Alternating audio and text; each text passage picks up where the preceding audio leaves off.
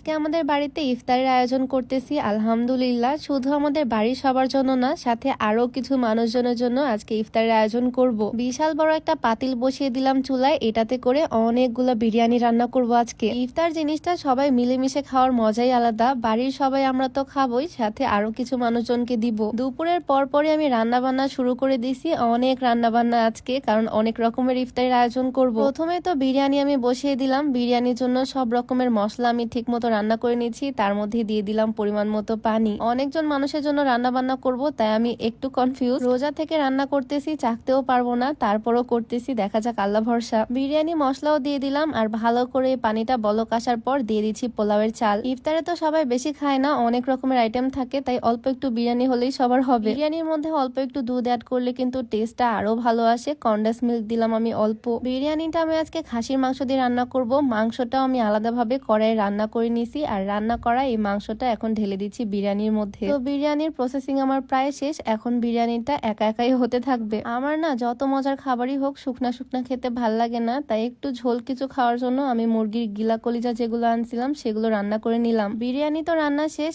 এখনো অনেক কিছু রান্না বান্না করা বাকি। রোজার মধ্যে পেঁয়াজি, বেগুনি, ছোলা বুট এগুলো না হলে কেন জানি না ইফতারিটা ইনকমপ্লিট মনে হয়। এখন আমি বানিয়ে নিচ্ছি ছোলা বুট। ছোলাগুলোকে আগে প্রেসার কুকারে সুন্দর করে সিদ্ধ করে নিছি, আর এখন এগুলোকে ভালো করে কষিয়ে নিচ্ছি। এখনো আমার অনেক কিছু বানানো বাকি। পেঁয়াজি, বেগুনি, ফলমূল, চিপস সবকিছু এখনো বাকি। শরবতও বানাতে হবে, বিকালের মধ্যেই সব কাজ শেষ করতে হবে। আচ্ছা, ভিডিওর মাঝখানে তোমাদেরকে একটু বলতে চাই, তোমরা যারা চুল নিয়ে টেনশনে আছো, তোমরা চাইলে এই হেয়ার অয়েলটা ইউজ করতে পারো। এইটা সম্পূর্ণ পেঁয়াজ দিয়ে তৈরি একটা হেয়ার অয়েল। এই হেয়ার অয়েলটার মেইন কাজই হচ্ছে চুল পড়া বন্ধ করবে আর নতুন চুল গজাবে। পেঁয়াজ আমাদের চুলের জন্য কতটা ভালো সেটা তো আমরা সবাই জানি, আর এই তেলটা আমাদের চুলের গোড়া থেকে পুষ্টি যোগাবে, গোড়া থেকে চুলটাকে স্ট্রং করবে। একদম অরিজিনাল এই প্রোডাক্টটা বারকোড স্ক্যান করে চাইলে দেখতে পারো। এইটা তোমরা পেয়ে যাবা প্যারাডাইস ফেরি কিংডম ফেসবুক পেজ থেকে। এই অয়েলটা নিতে চাইলে তাদের পেজে নক করতে হবে, পেজটা আমার ডেসক্রিপশনে মেনশন করে দেওয়া থাকবে। যাই হোক, আমার রান্না বান্নাতে ব্যাক করি। ছোলা বুট রান্না করতেছিলাম, তার মধ্যে দিয়ে দিলাম খানিকটা বেসন। বেসন দিলে জিনিসটা খুব সুন্দর ঘন হয়ে আসে। অল্প একটু গরম পানি দিয়ে ভালো করে নাড়াচাড়া করে আমি এটা নামিয়ে নিলাম। আমার তো ছোলা বুট রান্না একদম কমপ্লিট। এখন আমি করব ভাজা পোড়া আইটেম, মানে পেঁয়াজি বানাবো আর বেগুনি। পেঁয়াজি বানানোর জন্য ডাল বেটে নিছি, পেঁয়াজ, মরিচ, মশলা সবকিছু এখানে মিক্স করে নিছি হাত দিয়ে। আমরা পেঁয়াজিটাকে মাঝে মাঝে বলি ডালের বড়া, মাঝে মাঝে বলি পেঁয়াজি। যাই হোক, জিনিসটা কিন্তু একই। কড়াইয়ের মধ্যে আমি তেল গরম করতে দিয়ে তার মধ্যে বড়াগুলো দিয়ে দিচ্ছি।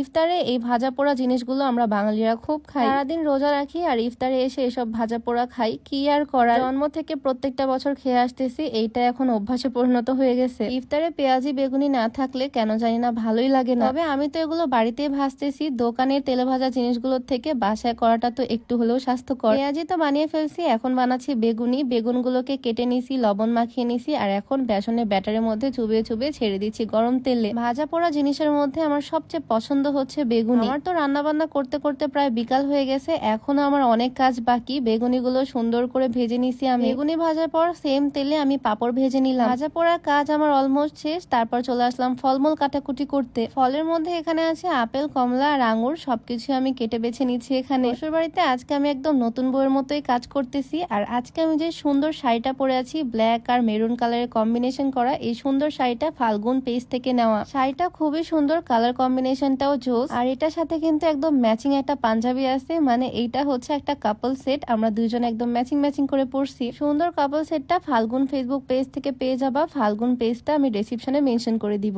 যাই হোক, ফলমূল কাটাকুটি করে নিলাম, সাথে স্ট্রবেরি অ্যাড করলাম, আর সালাদও কেটে নিচ্ছি। ইফতারের সময় প্রায় হয়ে আসছে, তাই আমি ট্যাং গুলিয়ে নিচ্ছি, মানে শরবত বানাচ্ছি আর কি। ইফতারের শুরুতে আমি খেজুর খাই, আর সাথে ঠান্ডা ঠান্ডা শরবত। চিনি, ট্যাং আর লেবু দিয়ে আমি সুন্দর করে শরবতটা বানিয়ে নিলাম, আর এখন প্রত্যেকটা প্লেট সাজাচ্ছি। ইফতারের প্লেট এভাবে সাজালে না দেখতে অনেক সুন্দর লাগে। সুন্দর করে প্রত্যেকটা প্লেটে প্লেটে সাজিয়ে ফেলছি। এই ছিল আজকে আমাদের প্রথম রমজানের প্রথম ইফতার, আলহামদুলিল্লাহ। আজকে ছোট ভিডিওটা এখানেই শেষ করছি। সবাই ভালো থাকো, আল্লাহ হাফেজ।